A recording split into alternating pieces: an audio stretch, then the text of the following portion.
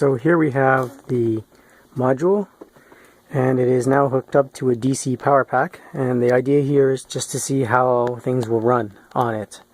What I've gotten here is pretty much the ballasting done, and the track hasn't really been cleaned all that much. I just took the other little locomotive and ran it up and down this track here, and it's pretty much all I did to clean it. The only thing that was done to it, of course, was the glue, and then it had the watered down glue to get the ballast in there.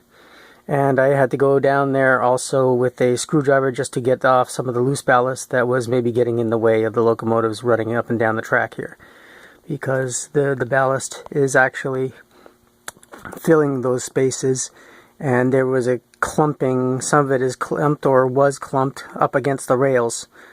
So I would have to go there and take that off. So let's have a little bit of a test just to see how well this locomotive will run. And that's the wrong direction. This is the right direction. So this is just a regular stock Atlas model.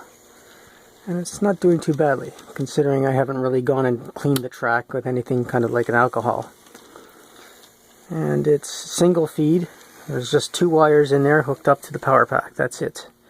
And this is the foreground track that I'm now powered. I have feeders also in the background track, so it's separate from that.